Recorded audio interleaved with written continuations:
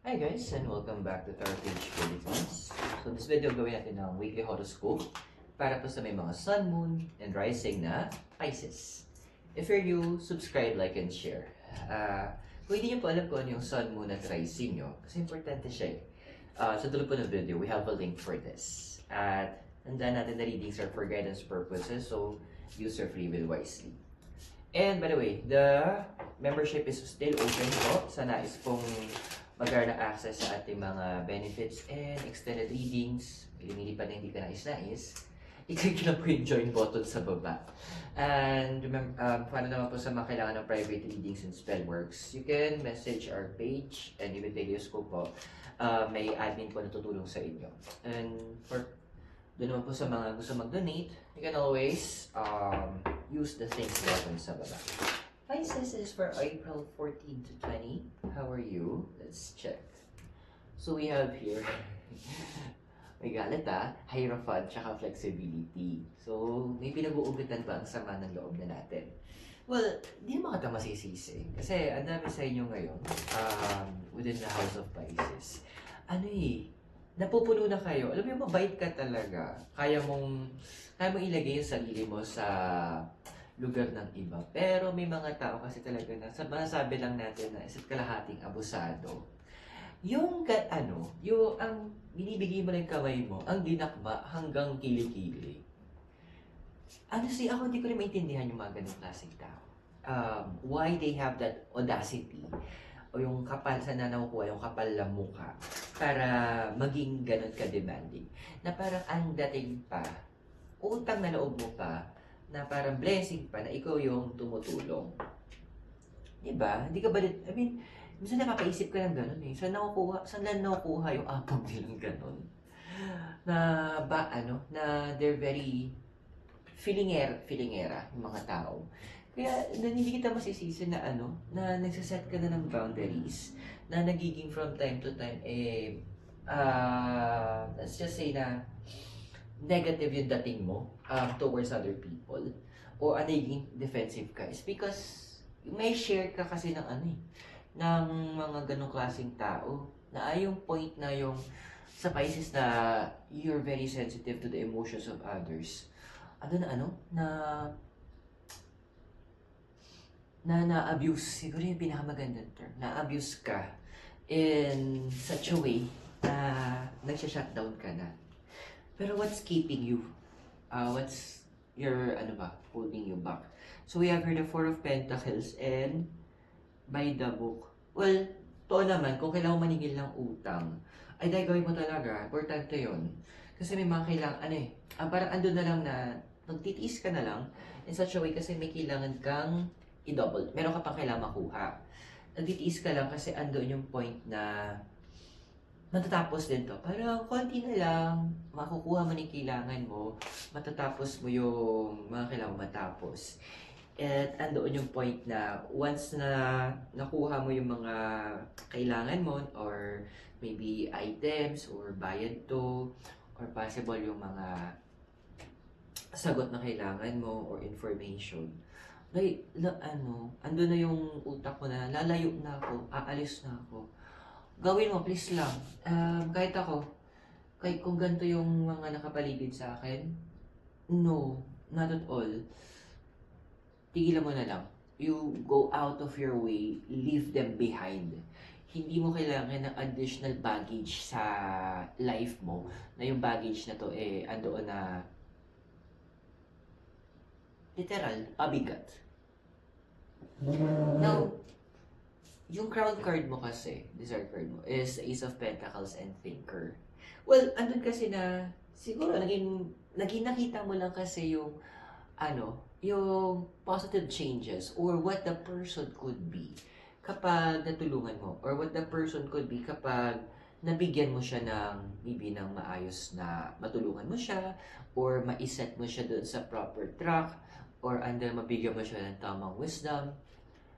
Alam mo, ganda ng purpose mo pero, sabihin na lang natin, may mga tao talaga, ganun ka feeling entitled na kailangan ikaw yung mag-adjust sa kanila.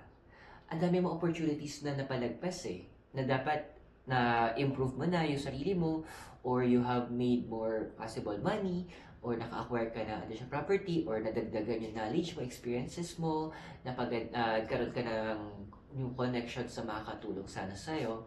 Pero yun nga, may mga nilalang talaga. I can consider them na tao na eh. Nilalang na ganon kabaho yung ugali. Ganon kabaho. Ganon kapasmado yung mga utak. Ganon katindi yung, hindi ko alam, yung ugali. Basta, gets kita. Kahit kasi I've been there before. Learn how to place boundaries talaga. Now, your foundation kasi, you have your justice and peace. Nai-guess naman kita eh, na you want things around you na naging maayos, andoon na hindi nagkakaroon lamangan. Kumbaga, you just want things to be hindi perfect eh, ideal. Andoon na nagkakasundo kayo sa mga bagay-bagay, lahat, nakakamtan nila yung kailangan nila, nakakapag-express na maayos. You want that, family atmosphere na doon sa mga nakapaligid sa'yo. Pero, hindi, andoon yung point na siguro napaka-immature ng mga nakakasalamuha mo. That they want na ako. Me. Ganun yung mga, nila, akin. Ganun yung mga ugali nila. And I could feel yung disappointment mo talaga sa mga ganun. Kasi you're doing everything you can eh. Tapos, yung gante, ganun lang. It's a big no-no. Now in the past kasi, we have here si Time to Go, tsaka si Page of Wands.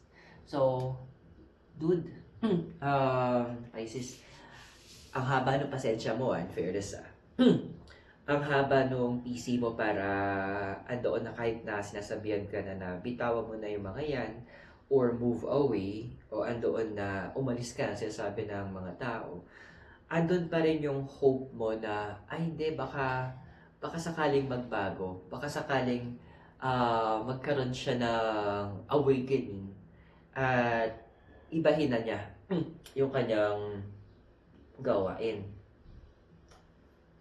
Andoon na yung point na kahit hindi mo na dapat ginagawa para sa iba, nasa-sacrifice mo na. Iba sa inyo, nasa-sacrifice na yung tulog, yung pahinga nyo, just to be there for those people. Huwag ka mag-alala, hindi man na isuklito sa'yo ng mga taong to. Nakatala to sa universe. And ibabalik to sa'yo one way or the other. In a positive way. Yung mga good things na itanim mo, it will be given sa'yo. Pabalik. Now, possible future na ikaw, meron tayo the Six of Pentacles and yung card ng Yin. Well, good job naman. Andun kasi na you will be more harmonious na.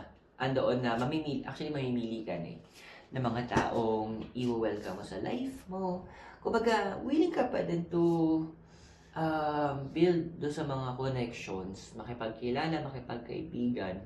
Pero andun na yung punto na malaki ng possibility there are moments na baka hindi mo na ibigay yung contact information mo. Parang sige, makilala. Tapos if you feel, deads. Ganun. Kumbaga, there's so much filtering na gagawin mo na. And which is a good thing. Kasi, at hindi kita masisisi.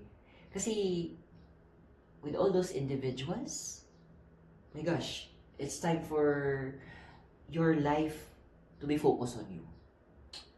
So, kung nakaka-resonate ka sa readings natin, invite kita i-click yung join button sa baba para magkaroon ka access sa ating exclusive readings and also sa ating mga other benefits. Pero sa ngayon, tutuloy ko natin yung reading mo.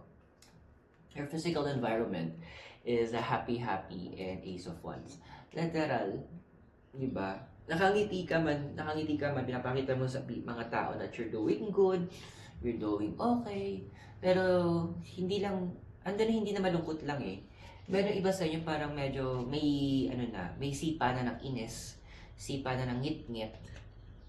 Kasi nga yung mga, alam mo yun, yung para kang ano, nakita ka na ba ng pagong, yung ba sa mga pagong na ang daming barnacles, ang daming talabang nakakapit?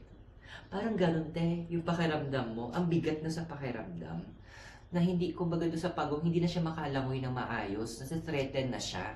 Sobrang sama ng pakiramdam niya, na kailangan ng intervention ng mga tao para tulungan siya, para tuklapin yung mga talabang yon. Which is yun yung nasa buhay mo, ang daming talaba. Actually, masarap naman ang talaba eh. Pero, hindi kasi dapat inuugali yun. Pero hindi ko rin alam sa'yo, no? Bakit ang haba ng pasensya mo, believing that they could change? Your emotional environment is a two of wands and the card of young. Okay, nagets ko na. Because someone at some point in your life, naniwala sa'yo. Binigyan ka ng chance. And parang andoon na gusto mong ibahagi yon sa ibang tao, yung opportunity na natanggap mo. Gusto mong i-share sa iba na yung pakiramdam na someone will believe in you, someone will invest. Siguro andun lang na isa sa mga na-miss out mo is maghingi ka this time ng wisdom mula sa universe para ma-scan mo naman itong mga tao, mga darating sa life mo. Kasi meron pang darating eh. Kung tao ba sila na worth it na tulungan o magiging bagong mga talaba na naman ng buhay mo. So, this is a good time for you. And kung meron man na sa life mo na, humingi ka na may mga talaba pa, humingi ka ng wisdom sa universe kung paano mo tatanggalin itong mga to sa life mo in the best way na pabor sa'yo pabor sa'yo, kahit wala tayong pakialam sa kanila. Kasi, this is too much na. Your hopes and fears is the fork in the road, tsaka si 9 of Pentacles. Alam mo, maganda naman yung desire mo with the 9 of Pentacles. May mga iba sa inyo kasi you would like to open yourself na parang gusto ko kunin yung oras na ginugugol ko sa mga talaba. Talaba na tawag natin, di ba? So yun sa mga talaban to, para sa sarili mo, kumbaga to understand more, to learn more, maybe to relax, or maybe to reconnect, mag-spend ng more quality time doon sa mga important things at important people sa buhay mo. Just create good memories with them. Yan yung mga ganung bagay yung gusto mo na i-focus. And I cannot blame you.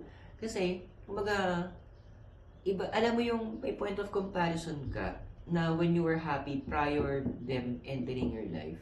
And yung buhay mo ngayon, kung saan ang gulo-gulo na, ang bigat-bigat na. Now, the possible future we have here is the not for you and the page of Pentacles. Well, there will be a certain possible movement na gagawin mo in your life that will cause them to leave you. May mga gagawin kang decisions, may gagawin kang mga action. Actually, hindi ka more on hindi to salita eh. There are things that you will implement na sila mismo yung lalayo sa'yo. Alam mo yung parang biglang nagkaroon ng kuryente yung paligid mo at they have no choice but para ka uminom ng pinakamalapit na para ka uminom ng antibiotics na wala silang choice kundi umalis na sa katawan mo. So, kailan ba ito mangyayari? And ano ba itong actions na to? Mga movements na to na gagawin mo? Let's check it sa extended reading mo. Kasi nakikita ko na siya eh. Ito na siya. Andito na sila yung iba. So, to access extended reading po, i-click mo yung join button sa baba and papanood mo na itong mga to, and you can also get additional benefits. Tanda natin yung mga readings are for guidance purposes. Use your free will wisely. And if you're new, subscribe, like, and share. So, Pisces, maraming salamat. God bless, Namaste, Hare Krishna, and blessed be. And hope to see you in our extended readings. From Dominican Hill, here in Baguio City. Have a great day. I'll see you soon.